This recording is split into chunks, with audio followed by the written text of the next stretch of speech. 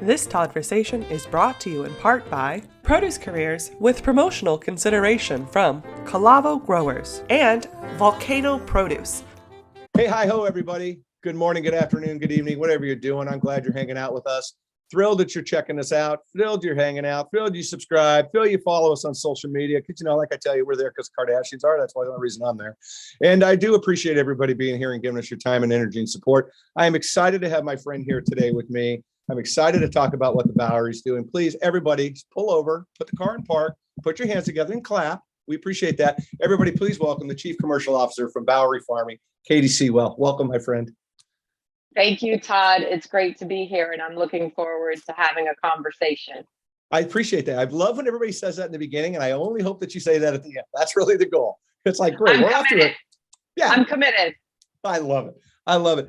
I'm excited to talk about what you all are doing. If you pay attention to the space like I do, or you pay attention to produce itself, you see what's going on in the grocery store, you guys are out and about, you're causing waves, you're making a lot of noise, and I think it's fantastic. I can't wait to talk about it. Can't wait to get some perspective from you and what you've been doing. But before we get going, if you wouldn't mind, would you just give everybody a little bit of a quick 411 of your journey and kind of your bio and how I roped you into hanging out with me today? Yes, I'd love to. So I am actually at Bowery for 3.5 years, and I will get to the Bowery piece. But before Bowery, I was actually at Starbucks Coffee Company for nearly 15 years in a variety of brand, marketing, product, and retail operations roles. And I only bring up my Starbucks experience because it was so formative in how I started to think about the power of the public sector or private sector to do real good in the world. And anyone who knows the Starbucks story knows that Howard Schultz was a pioneer in the concept of the triple bottom line, or however you want to talk about corporate social responsibility, that you can grow a big business, an iconic global brand, and do good in the communities that you operate in as you're doing that. And that was really my education at Starbucks. I am mission driven. I love using the private sector for societal impact and good. And it was probably over 5 years ago now where my former CMO at Starbucks, actually, Sharon Rothstein, is in private equity now. And she called me up and she's like, Katie, I know you'll probably never leave Starbucks. You'll never leave Seattle. But I just met the most amazing founder doing the most amazing things. And that was Irving Fain, who's the founder and CEO of Bowery. And I had a great opportunity just to have a wide range of conversations with Irving, even before I was contemplating kind of a formal interviewing process with Bowery. Likewise for him, he hadn't even raised his Series B. And I was struck by the mission of the company and the vision that Irving had to transform a portion of the fresh food system. And again, if you take a step back and you look at some of the biggest challenges and opportunities we have today from a global perspective, from a domestic perspective, a lot of it intersects with food and the fresh food system. So whether that's how we're navigating climate change, whether that's how we're navigating global disruption on the geopolitical front. I mean, I don't think 4 years ago, we would have been contemplating a global pandemic, a Russian-Ukrainian war. So there's just a ton of volatility in terms of the world, and that's having a direct impact on access to food. Food safety is another one. Health. We've talked about this extensively. 1 in 10 US adults get their daily requirements or recommended requirements of fruits and vegetables. So take a step back. Food plays at the heart or the intersection of all these challenges and opportunities. And I was super intrigued by what Bowery was doing and the vision that Irving had to really try and impact some of these societal challenges. Yeah, I love that. I love that. Well, and to go back a little bit to the Starbucks thing, but I'm going to lead up to my first question. I'm going to throw at you. You were there at really almost to the point where like they lit the bottom of the rocket and it started to explode and it got off the launch pad and it's just like off it went, because that brand in the tenure of the time that you were there, I mean, it went crazy. I mean, you guys were rocking and rolling, and that had to be a really interesting trajectory to be a part of when it comes to a global brand. I need coffee to talk right. Global brand. So tell me a little bit, if you would, because you have that perspective of all those years for Starbucks and what that did, and that again, that trajectory up. Compare and contrast some of the differences and similarities between the world of Starbucks and the world of produce. What surprises you maybe might be? And there's both, right? Yeah. And I think the only kind of modification I would make to the Starbucks story, and you're right, when you take a look at the curve, it is upward. And it doesn't mean we didn't have challenging opportunities at Starbucks as well, right? So I would have been there in '08 when we had the crash, and Starbucks was not immune to that. So I was very much part of understanding, how the trajectory went with Starbucks when it was on this ascent, but we also did have to manage through some very challenging times in the business, which I think has served me well on the Bowery side, and we can talk about that. But when I think of similarities, there's going to be a bit of a theme here that I probably pull through in our discussion. It is mission-driven companies. And I can't overstate how important I think mission is to a company and its ultimate success. When people are clear and aligned on what the vision of the company is and are committed to it, it's amazing what can happen in terms of results, in terms of the talent you can recruit, in terms of the impact you can have. So there's real parallels there, despite the differences in size of the companies between Starbucks and Bowery. There is another comparison, which is founder-led and founder-driven, right? Through almost my entire tenure at Starbucks, Howard Schultz was at the helm. There was a couple of exceptions when he stepped away and then came back. But working for a founder, I think, is very, very different. This is their life's work, right? The company they are building, the passion, the commitment, the tenacity, the vision, how you partner with that in and day out, I think is definitely a different set of experiences.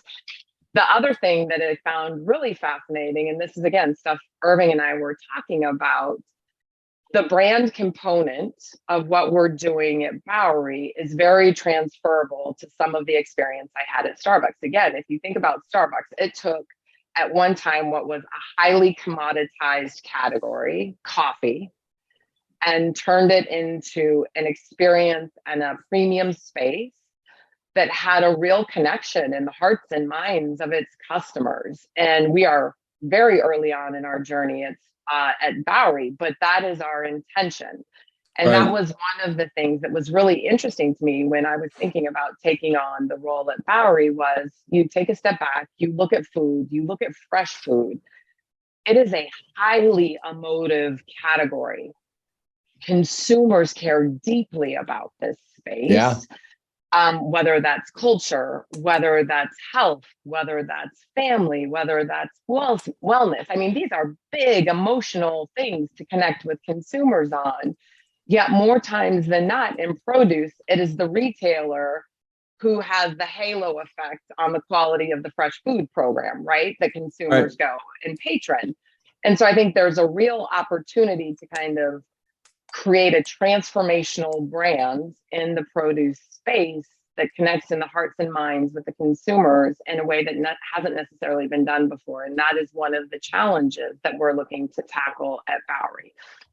On the what's different side of things, I mean, there is no doubt that we are building the playbook at Bowery today, right? What we're doing and what other, controlled environment agriculture, other indoor vertical farms are doing has never been done at scale before. Nope. And so we are building it. And that is very different actually from my time at Starbucks, when even though I was there for 15 years, the go-to-market playbook, the business model was well on its way to taking off and establishing proof of concept, right? And we are very much in that process and in the early stages at Bowery. And I think one of the things that I had not fully appreciated and understood was how intense that journey is and kind of the weight you feel of building a company from the ground up, and that it is absolutely true. It is not a linear progression. You take 2 steps forward, you take 1 step back, and you have to find joy and energy in the process and not just the end result. 100%. And, I got to come alongside what you were talking about. I say this all the time. I believe this. Food is a morals and values decisions to consumers. And I think we have to remember that. And I think it's such a great, people come into a store a lot of times with what I use the word intent. They intend on buying organic. They intend on buying local. They intend on buying peaches, whatever the case may be. And I think we have to capitalize on those intentions and speak to those intentions and guide those intentions in a different way. People don't go shopping. Look, I roll into Costco, God love them. I have zero investment emotionally in buying paper towels. I go to the back, that's where they are. They go in the buggy, boom, I'm out. But when you're looking at peaches, you're looking at a salad, you're looking at an apple, you're looking at a pasta, whatever, that connection starts to come because it is your food. And I think we have to recognize that. And I think it's so powerful that you said that and you come from that perspective, because I think that's how you win the day. I think we have to help people understand why eating is important. We've made it too convenient for people to think about it, and we're suffering through that, which is why I'm a big believer we got to be working with the schools and get these kids learning about food and pushing the ball up the field. So I appreciate you saying that. I agree with you wholeheartedly, and it's a great strategy. And I think it's a long game strategy, right? I really do. Thanks for joining the Todd-versation. And now, a word from our sponsor. At Produce Careers, we are in the people business. Thanks for listening to Todd-versations. As your trusted executive search firm for the fresh produce, food processing, and agribusiness industries, we focus on outcomes. With over 80 years of combined industry expertise, with our global networks, we have the tools and the skills to identify top talent for your organization's strategic hiring needs. Our relationship-driven approach and proven recruitment process deliver the right candidates at the right time. At Produce Careers, we know each hire is an investment. Whether you're looking for the perfect candidate or searching for your next challenge, call or email us today and let us partner with you.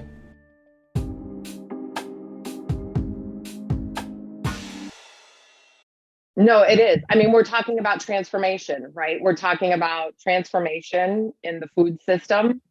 And it's not the sole solution, right? There's going to be many, many innovations and transformations that need to take place in the food system and the fresh food system to meet the needs of the moment and the future as the population continues to increase. This is the stat you hear a lot in this space. The UN says that by 2050, the global population will reach 10 billion people.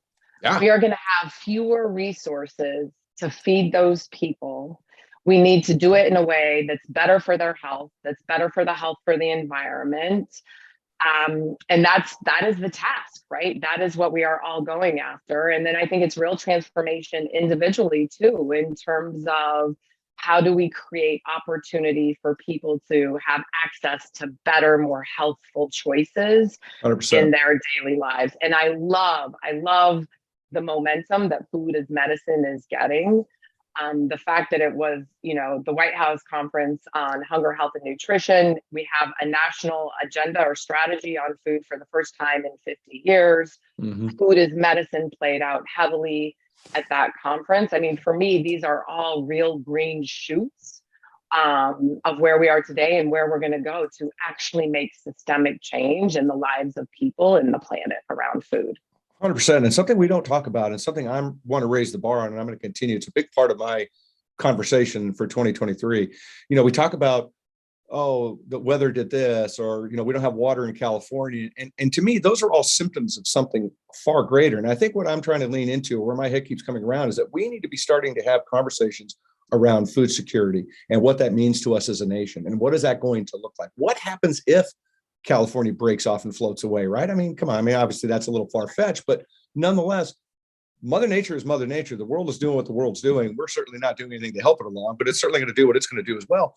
Food insecurity and food security is a topic I think needs to get more attention. And I think that, what CEA is doing, in my opinion, helps elevate that conversation and puts it, I think, into almost a clear lens for people to start that conversation around. I think it's incredibly important. That's right. I couldn't agree more with you, Todd. And if you look at the countries who historically have been ahead of the curve on food security, it is island type countries who've always been dependent more on imports than exports. You look at Singapore, right? They are ahead of the curve on the food tech, ag tech innovation. The Middle East is another example of that because they have felt the threat of food security before. And I think we are just beginning to understand in the US that we need to take a more aggressive approach on that. I think circling back to what we were talking about earlier, global pandemic reinforced that.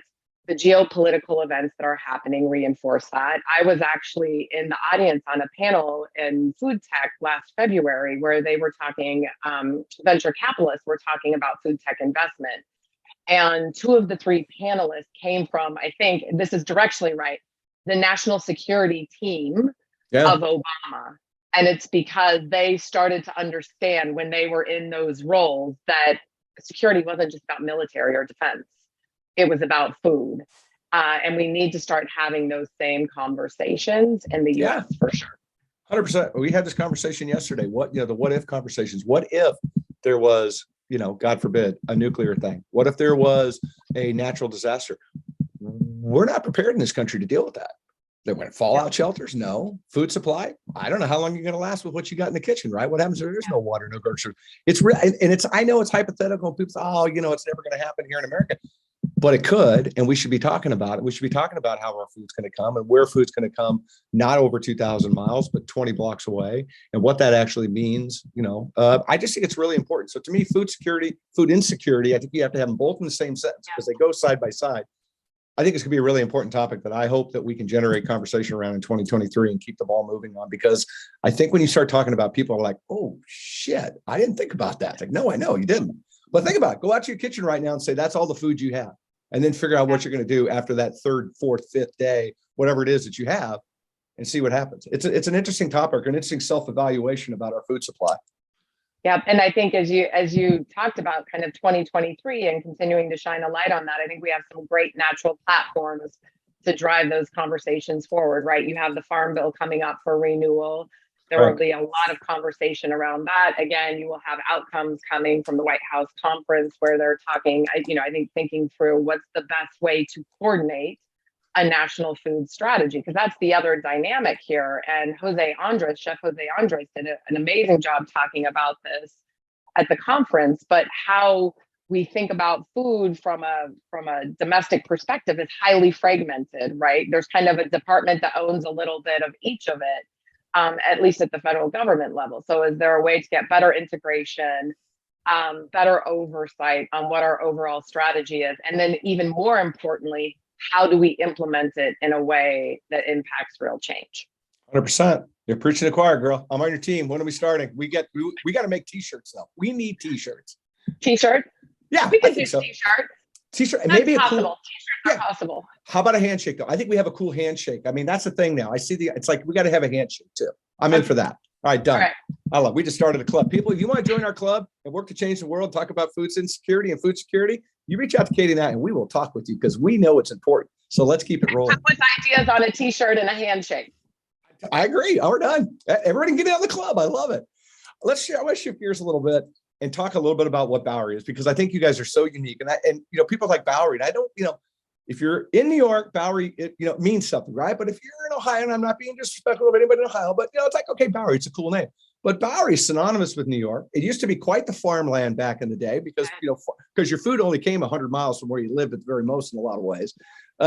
So first easy question, I throw a softball. What is Bowery Farming? Yes. So Bowery Farming is an indoor vertical farming company. As you mentioned, we're headquartered in New York, and it was actually the Bowery in New York that the Dutch settled many centuries ago and was the open way to food. Like they were serving the broader community and giving access to food for the broader New York area. So that we thought there was real symbolism in the name Bowery, not just in terms of geographical location, but what was going on in the geography at that time. Because we definitely, even though our model, and we've got an indoor vertical farming model. So for those who aren't as familiar with it, we are essentially building smart farms close to the cities we serve. Yeah, like right behind me. Yep. That's right. That's exactly what it looks like. So people can visualize it as I'm talking about it. But we are essentially building warehouses or refurbishing warehouses, and we are stacking our crops from floor to ceiling and using LED lights that mimic the spectrum of the sun.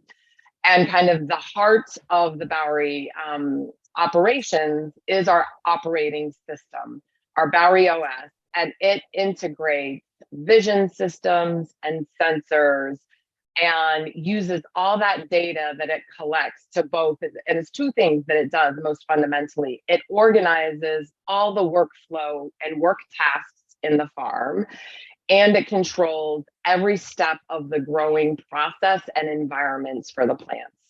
So it is a highly precise system that we've developed that we think creates an abundance of food that is high quality, nutritious, fresh. It's a fully vertically integrated system, right? So we are doing seeding to germination to growing to packing or to processing to packing all on site. You can walk the entirety of our supply chain in 20 minutes. And we can harvest and get to store shelf in about 48, 72 hours. And we think there's a real opportunity to take this to scale, not only domestically, but globally. And I think, again, if you kind of look at the construct and what we're operating under, because it's a completely controlled environment and it's powered by the Bowery operating system, we can open up a farm anywhere. We are geographically agnostic. We are seasonally agnostic. And you open up that farm, you plug it into the operating system, and it is smart as every farm, if not smarter than every farm that's come before it, because it's learned from all the data that we've gathered from the previous growth cycles of other farms. Yeah. So how many farms do you guys have now? We have 3 commercial farms right now. So Kearney, New Jersey, Baltimore, Maryland, or Nottingham, just outside of Baltimore, Bethlehem, Pennsylvania. And then in 2023, we are expanding southward, and we will be in Atlanta, Georgia, Locust Grove, Atlanta, and Arlington, Texas. And then we have 2 R&D facilities in Kearney, New Jersey. So right now we have commercialized lettuces and herbs, and we are very focused, in addition to farm expansion, on product innovation with an eye toward fruiting crops. And so this last year we would have had a limited release of strawberries as well, and we're very excited about strawberries and other fruiting crops. That's exciting. That's exciting. So I got to ask this question, and it's one that comes up all the time inside the sewing circle of CA Ag, and not necessarily inside the sewing circle, but those are throwing stones inside the circle might be a better way of saying it. You know, people literally are throwing stones at glass houses at this point, right? When it comes to the greenhouse and the CA space, I put them together because really it's kind of one and the same. They kind of are, well, you know, everybody's got a different interpretation, but you know, it's all controlled environment, same thing. So, you know, whether it's you're using too much energy, you know, blah, blah, blah. I mean, that's really the biggest thing that everybody harps on: too much energy.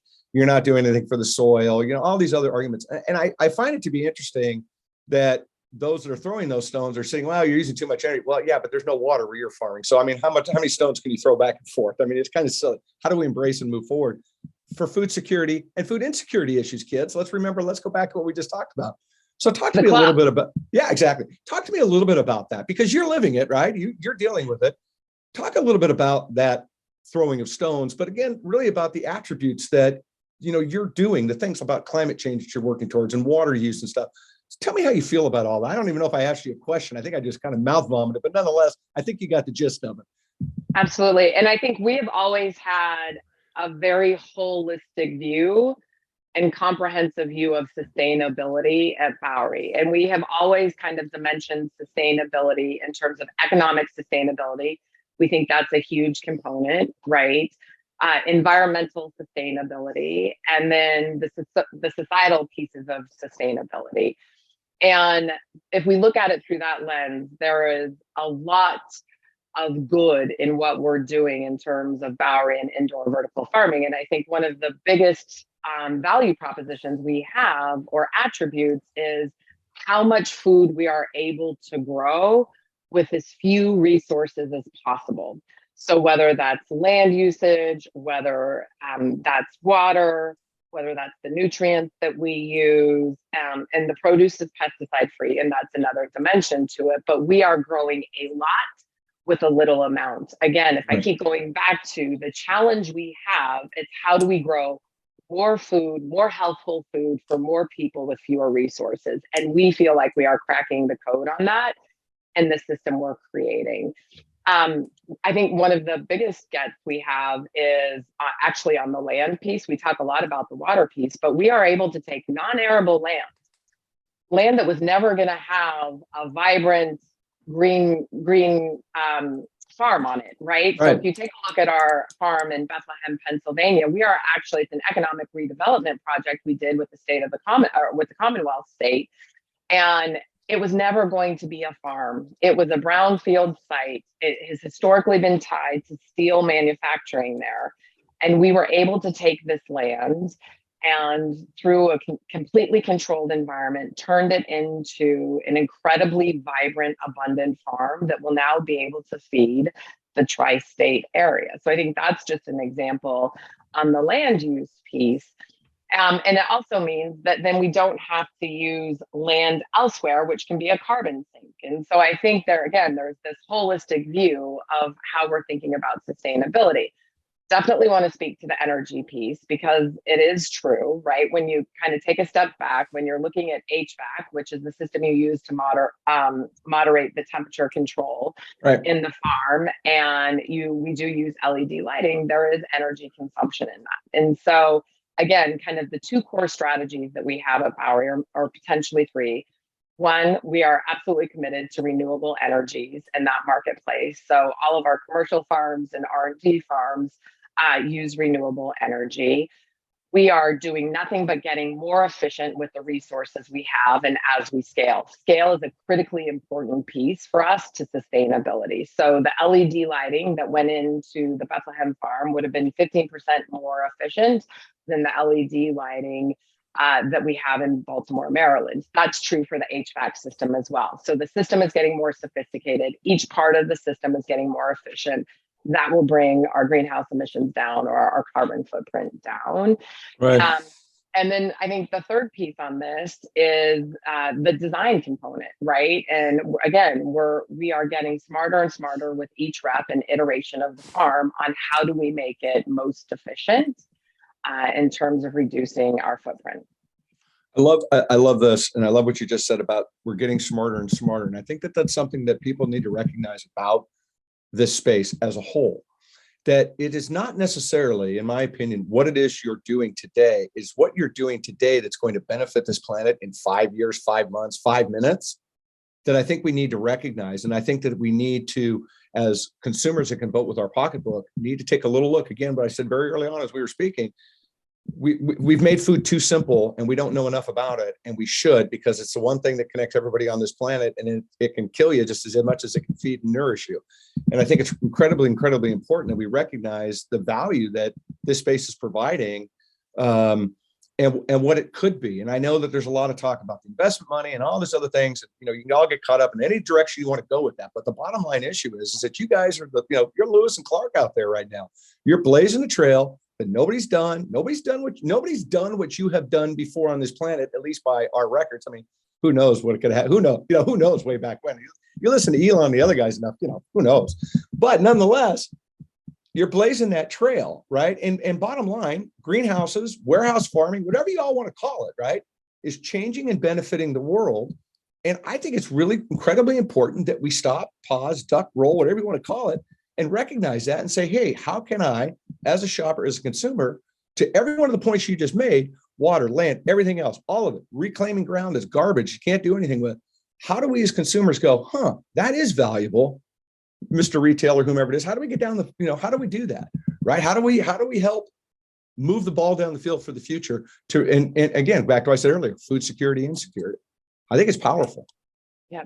And I so appreciate what you just called out, Todd, that we're so early on in this industry's life cycle, right? And like I mentioned, I've been at Bowery for 3.5 years. If I look at our farm, our very first prototype farm in Kearney versus the farm in Bethlehem, the leapfrogging that we have done from a design, technology, efficiency perspective is astounding to me.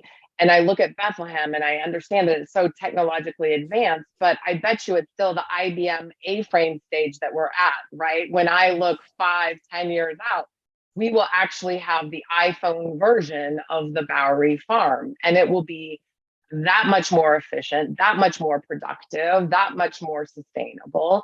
And so I think that the potential is limitless. And I think that's what we're really, really excited about. And I think the other powerful thing in this is you just talked about some big concepts that consumers should care about. And I think they do. And more they're closing that gap between what they say they value and how they're purchasing. And it's amazing product, right? There is no trade-off here between doing the right thing and having great food. This is incredibly fresh, incredibly vibrant, clean product.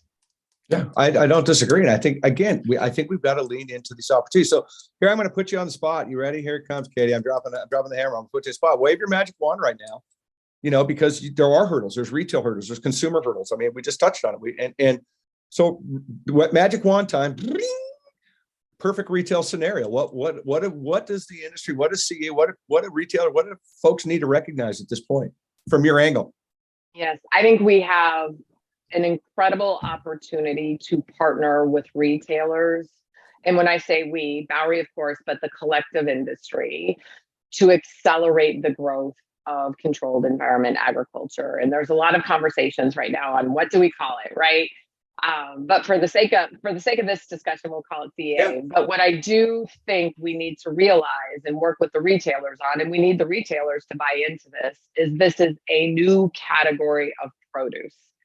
And it should hold together from a customer or consumer journey perspective as a new category.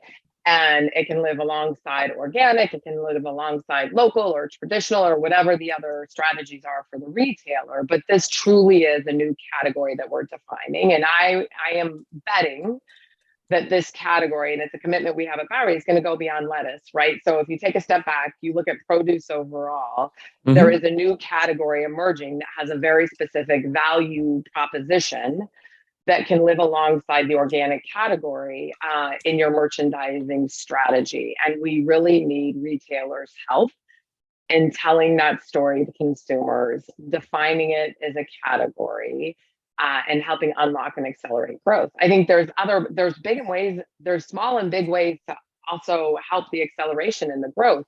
If you hear retailers on the fresh side talk today, they're very well versed in ESG. That is very topical, top of mind, and how that flows through when you talk about fresh is commitment to organic, commitment to local, commitment to regenerative. All of that is fantastic. And what I would love to hear is a commitment to controlled environment agriculture because of the conservation component to what it offers. So I think it is, in one part, how they think about merchandising, growing the business in the category, but it is also this component of helping to tell the story with the different platforms and different levers that they have. Thanks for joining the Todd-versation. And now, a word from our sponsor. At Produce Careers, we are in the people business. Thanks for listening to Todd-versations. As your trusted executive search firm for the fresh produce, food processing, and agribusiness industries, we focus on outcomes. With over 80 years of combined industry expertise, with our global networks, we have the tools and the skills to identify top talent for your organization's strategic hiring needs. Our relationship-driven approach and proven recruitment process deliver the right candidates at the right time. At Produce Careers, we know each hire is an investment.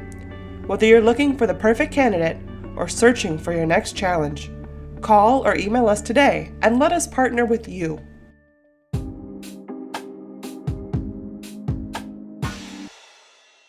Yeah, well, 100% agree. And I look at it as if a retailer sells 10 different varieties of apples: red, gold, Pippin, Honeycrisp. I'm going to stop there because if I keep going, I may blow it and say it's like an apricot variety and somebody will write me a nasty email again. But the point being is that agriculture growing methods are exactly like that. To the point, you've got organic, you're going to have regenerative coming, you've got local coming, you've got, greenhouse, CEA, aquaponics, go down the whole laundry list, whatever. I mean, but all those things I think they can't be just lumped together as farming any longer, because I don't think we're putting, again, the value back on the importance of the food. We have an opportunity to teach consumers that they can make a difference, change the planet by buying a lettuce or buying a strawberry or buying a tomato or buying whatever. And I think we owe it to ourselves as a global community and in this country to start elevating that game. If we're taking the time to separate out the apples, let's figure out how we're going to separate out and help educate people and see where this takes us, because there's no water here. I mean, it's raining in California, and you would think they just elected a pope. Everybody's so excited right now, right? But what if it stops? What if Mother Nature says, you know what, we're going to tilt a little bit this way, and we're going to go a little this way, and this volcano is going to do this. It ain't going to rain here anymore for the next 25 years. Sorry you don't like it, but that's what I decided.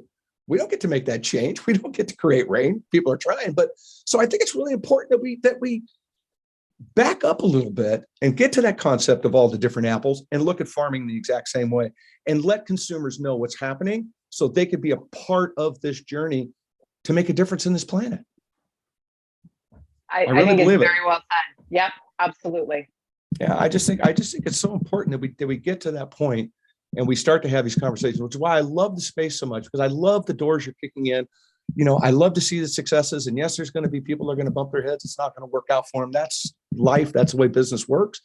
But again, what is it that you're doing today that's going to make a difference in 5 years? That's the part that excites me so much. And I just hope that, to your point and what we've talked about, that we get and embrace that as a food community, the retail community, and say, you know, that's a really good point. There are multiple methods, because look, regenerative isn't going to go away. Organic's not going anywhere. I think intent is a very big word when people go shopping, and I think that they all have good intentions. You get out of the car feeling good. Let's make it happen for people. Let's generate that. So I commend you for your words, and I'm totally supportive of that direction. I think it's incredibly important. I really, really do. And I think the other important point you're surfacing, Todd, is I think even if I look back 5 years ago, so much of the world has changed in 5 years, but some of these things we were talking about around climate change and some of these other big issues felt very abstract, right? People didn't know or understand how they were getting impacted individually by that. And I think that actually is one of the things that has to happen to change consumer behavior. I think where we are today, people are actually starting to experience firsthand some of these concepts, right? Whether that's weather events, climate change, empty shelves on the store. And so there is an accelerant going on right now because of what's happening globally. And then I think the other dynamic happening here is Gen Z and their value sets and their rising purchasing power. Again, I was at a conference last summer where retailers were starting to contemplate Gen Z. Like, how do we think about them? How do we engage with them? Because not only they're increasing purchasing power and they're values based, and they're going to start talking with their wallets as well, but their influence on older generations is also profound. So they have an amplifying effect, I think, most definitely on some of the value components that we're talking about that should be influencing purchasing decisions from a consumer perspective, and then how retailers are thinking about growing their businesses as well. Yeah, 100%. Yeah, 100%.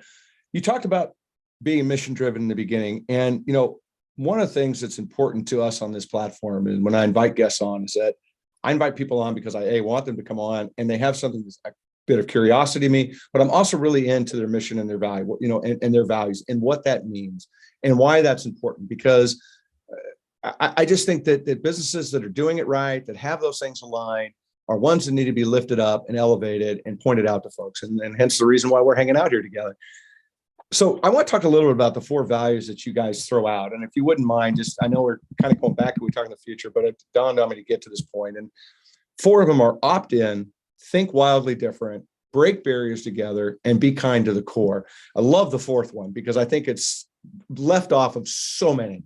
It's all about outward energy, not inward energy sometimes. And I think the inward energy is far more important in a lot of ways than the outwards. So share with me a little bit about those values mean to you, if you wouldn't mind.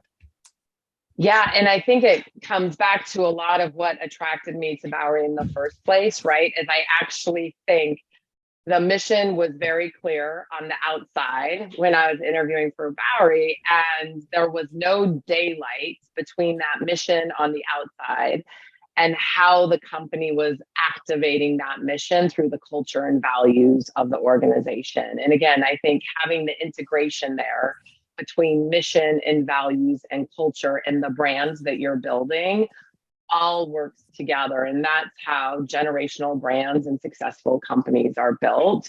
Yeah. What I find, and you hit on this, what I find truly inspiring about Bowery is not just the audacity of the mission, and that's kind of captured of opt in together, think wildly different, break barriers together, but it is the kind to the core. And it creates this environment at Bowery where, first of all, we draw incredible talent, incredibly diverse talent, and no kind of ego at Bowery is bigger than the overall mission and team of the company. And it just creates a really fantastic environment to do really hard work in, right? Yeah. And to celebrate the good days and pad the harder days. And it's just been a really important component, I think, that's been able to sustain this really young company. We had a very strong point of view early on in the company's journey on who we were, what we were about, and what our values were. And I think that has absolutely been able to sustain us through the global pandemic, through the ups and downs of growing a business and working on doing something that's never been done before. Yeah, thank you for sharing. It's important for me to bring those topics up to people, but it's also more important for me to hear your response, because not only are you sharing with me and the audience and retailers, whoever, but your staff's listening too, and you're wearing that on your shirt sleeve. And I think it speaks volumes. It shows character. It shows class. And when you stand behind it as easily as you just came back with that response, because you're living it every day and breathing it and believing it, it's powerful. So thank you for that. I appreciate it. Got to ask you though, got to shift gears. I got to ask you about the CEA Alliance, because I know you're involved with that. If you wouldn't mind, just tell everybody what that is and what that's about, and maybe people can get involved as well, because it's a get involved opportunity. It is a great involved opportunity. It's another club. It's another club to get involved. No handshake though. No handshake. All are welcome. No, the CEA Alliance is a trade association that is really developing in support and service to controlled environment agriculture, the growers, and the ecosystem that supports CEA now and will help us accelerate its growth into the future. And I'm really excited about the potential of the Alliance. It started early on as a coalition that was really focused on food safety as it related controlled environment agriculture, because our food safety in a controlled growing environment is very different. Kind of the standards and what we can do is very different than what you'd find in traditional agriculture. So it came from that starting point. But as the industry starting to grow and mature and accelerate, we felt there was a real need to broaden the aperture of the mission and what level of support we needed to provide the industry. And so food safety will continue to be a component of that and build capacity around that. But we think there's a real opportunity to create some standard of identity of what the industry is. How do we want to think about reporting out on it? How do we think about gaining support across multiple stakeholder groups through public policy, raising awareness through media, bringing retailers into the trade association to get their point of view on how we can build the industry together. So it's an exciting time at the Alliance. We're on a next chapter of defining what that looks like with the broader mission, and would encourage any listeners out there who are involved in the controlled environment agriculture space to reach out to the Alliance and explore how you might be able to get involved and support our efforts. No doubt. And they have the great and powerful Tom Stenzel behind the wheel now, which is for those that know, and for those that don't, oh my, once you do, you'll go, holy crap, he's a player. He's an amazing individual. Tremendous asset, and just a great person. He's a force and a great person. Yeah, he really is. So as we wrap up our time a little bit, what's new and exciting for Bowery? I know that you guys aren't sitting still, that's for sure. You talked about some new stuff coming on, some new farms coming, but what's new and exciting coming up for the rest of this year, for 2023? It's all about growth and expansion. And when I say growth, it's growing with our current customer base and expanding our customer base, expanding geographies. We are very excited to get into a different region in the U.S. We love our Mid-Atlantic, Northeast, Tri-State roots. but I think going into the South, and then we will fast follow with greater expansion beyond that in the US. And then super excited about the product innovation component, the continued focus on fruiting crops. And we are continuing to hire at Bowery and just looking for great talent. So again, I think this is an extraordinarily exciting industry to be a part of right now, ag tech, food tech. And so again, would welcome any curious listeners out there to explore opportunities in this space. And I'm excited for the Alliance. I think we have a real opportunity to come together as an industry and really set some foundation of who we are, what we stand for, and what we're going to go attack in the future. 100%. You know, you're building, and it's that first rung of the ladder. We build it strong. We can take anything going up, a little wobble here, a misstep, whatever. But that base has got to be strong, and it's time for the industry to come together because we need to help the retailers. We need to help the consumers. We need to help this planet. We need to think about all these things that we're not talking about. And we'll all go back to what I keep harping on: food insecurity and food security. They need to be at the forefront of these conversations. And so I think it's incredibly important. I love it. Congratulations. Todd, thank you. And I so appreciated the chance to come on your podcast and have a conversation with someone who so deeply cares about the issues and sees the opportunity. It was very fun. Thank you for being here. It was an absolute pleasure. And you're welcome back anytime, you know, and I'll see you soon. I'm taking a tour. That's for sure. I'm coming back for a tour. Okay. All right. And the handshake and the t-shirt. Well, yeah, we got to work on the handshake. Well, we'll have t-shirts by then. That's easy. But the handshake will get down. I love it. Right. Everybody, thanks so much for listening and being a part of this. Go check out Bowery, see what they're about. Let's get these conversations rolling. Let's ask these hard questions. Let's change making food so simple and get involved in this, because this is how we're going to change the planet. We're going to change the climate. We're going to do a lot of things, change your health. All kinds of trajectories change when we pay attention to our food. So go do it. It's a good message to lean into for 2023. Thanks for listening. Thanks for being here. Remember, go check us out on social media, TLC_Todd-versations. Like I told you, why am I there? Because the Kardashians are the only reason. That's it. Besides that, I'm out. Anyways, take care of everybody. We appreciate you. Go inspire somebody today. It's really important. Take care. Bye-bye.